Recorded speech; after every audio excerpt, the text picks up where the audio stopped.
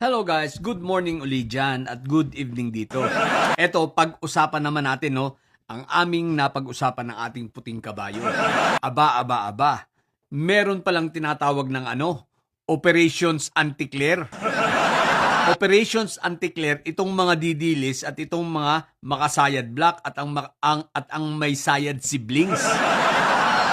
Guys, kaya pala ang mga pangyayaring ito hindi lang aksidente, talagang mga sinadya pala ang mga pangyayaring ito kay Attorney Claire. Okay. Guys, pag-usapan natin. Itong mga nagdaang araw nakita natin si Attorney Claire siyang inaatake ng mga didilis, no? Like itong pag-atake sa kanya, itong pagbabanta sa kanya ni Attorney Suraida, ito ay out of pressure and frustrations pala. Guys, sapagkat nape-pressure na itong mga malalaking vloggers ng mga didilis. Dahil nagagalit na sa kanila yung kanilang poon. Bakit daw ba hindi mapabagsak si Attorney Claire? Kaya pala pinagtutulungan na, tulong na si Tio Moreno, tulong na sila Alvin Chipmunks, tulong na si Saso, tulong na si Joey De Beber, ito si Suraida, itong mga bayot-bay, mga bayoteros, name it, di ba? At pati yung mga trolls, at pati itong mga malilit at mga buraot nilang vloggers, lahat na, full force, di ba? Full force lang kanilang atake. Kaya nga tinawag nilang Operations Anti-Claire. Ang Operations Anti-Claire po wala itong ibang layunin kundi pabagsakin si Anti-Claire, bigyan ng pressure, character assassination upang sa ganun ma-pressure si Anti-Claire at mag-resign. So, para mawala. Bakit? Sa katotohanan, si Anti-Claire po ay tinik sa kanilang lalamunan. Katunayan, itong ginawa ni kasama rin ito sa plano itong ginawa ni Lepiste. At yung kay Lepisting yon, hindi naman talaga kusa ni Lepiste yon, ito ay sulsol at may udyok nitong makasayad siblings at saka itong si Topak Show. Kita nyo, pinilit nila, nakasuhan si Anti-Claire at ang sinabi na lang ni Lepiste, ni Lebentador, isi-civil case lang niya yung libel niya, di ba? Bakit civil case? Paano mong i-criminal case yun? Wala nga. Paano mong isa-cyber libel ng criminal yun? Wala nga. Kumbaga, walang kabuhay-buhay. At kumbaga, yung civil case nila, dahil bakit? Wala namang kulong ang civil case. Multa lang yan. Ang tanong, may papanalo ba nila? Malabo pa sa sabaw ng pusit. Kaya lang, para lang masabi na sila ay nagdemanda, at the same time, mabigyan ng pressure itong si Anti-Claire para ito ay makadagdag sa pressure niya na para ito ay magbitiw sa kanyang tungkulin. Guys, eto kung malakas ang laban nila, kung malakas ang kanilang mga ebidensya, at malakas ang sinasabi nilang cyber libel kay Anti-Claire, ang tanong ko sa inyo, bakit civil case ang isasampa ninyo? Bakit hindi na lang criminal case? Dahil pag criminal case, kailangan merong reasonable certainty of conviction. At the same time, kailangan talagang malakas ang inyong mga hawak na ebidensya. Yun ang wala kayo. Kaya ginamit nyo civil, kumbaga pang-anoy lang. Para lang makabigay ng makapambwisit lang ba?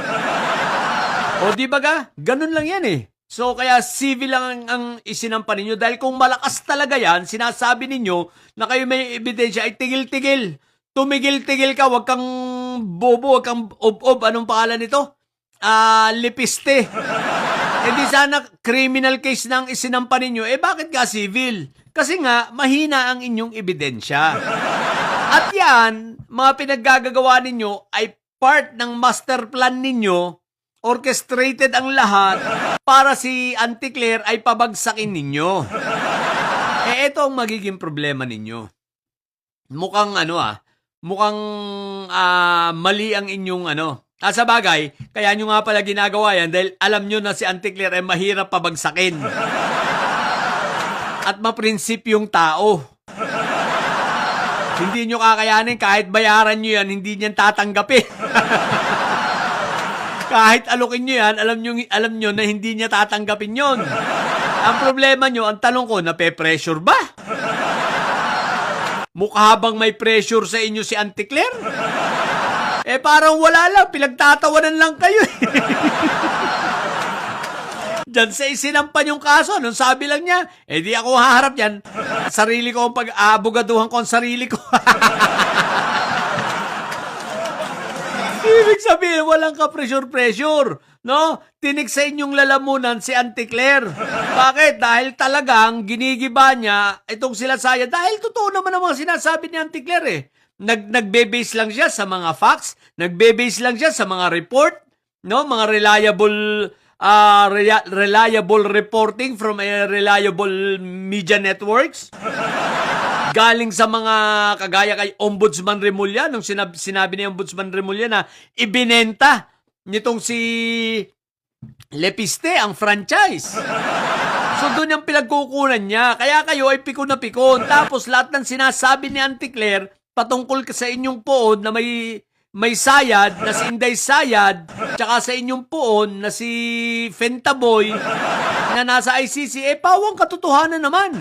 At lahat yun ay may referensya. At isa pa, talagang maraming nakikinig at naniniwala kay Auntie Claire. Kaya kayo, mga didilis, talagang taranta na kayo at the same time, nape-pressure na kayo dahil pine-pressure na kayo nung poon yung may Sayad. Pine-pressure na kayo ni Iyotman at ni Barbie. Diba? Na dahil hindi nyo mapabagsak kahit anong character assassination ang gagawin nyo kay Auntie Claire, hindi uubra, oy. Iiyak lang kayo, no? At obvious naman na umiiyak na kayo ngayon. Kaya lahat ay gagawin ninyo. Pero sabi ko sa inyo, hindi nyo kayang pabagsakin yan. Iiyak kayo, maraming dugo at luha ang iluluha nyo kay Auntie Claire. Hindi nyo kayang pabagsakin yan. Kaya ano na lang kayo, manatili na lang kayo mga bufo. Mga didilis, pressured na. Sinisingil na ni Sayad. High blood lagi si Sayad. High blood si Iyotman. Kita mo, pati si Binibini Baklangari. Panay ang tira kay Auntie Claire. Ang problema, may naniniwala ba kay Binibini Baklangari? Wala na. Wala na siyang appeal. Kaya dito, kay Lipiste, akala nyo ba may naniniwala dyan? Wala na rin. Wala rin siyang appeal. Si Barsaga, si Meow Meow, di lalo na. Mapapadyos ko, puro di ka na lang. What the heck? So, yun nga. So, palpak na naman, guys. Pero, tandaan nyo hindi yan titigil. Kung itong operations Auntie Claire nila, hindi nila titigilan yan. Tuloy-tuloy lang yan. Katulad ng tuloy-tuloy na operations Boying Remulla naman nila at operations BoGD. So, tuloy-tuloy lang yan. Pababagsakin nila yan. Pilit nilang gagawin yan. Ang problema, ang mga taong ito, kaya nilang pabagsakin. Kay Auntie Claire at kay naku puro de.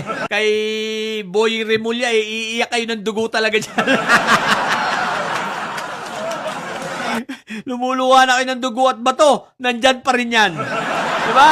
So, yun lang. Sa mga bubong didilis dyan at may Sayad, ang tatay nyo ay karton. Natili kayo mga bubong at may Sayad. Sapagkat ang may Sayad ay lagi high blood. Bye!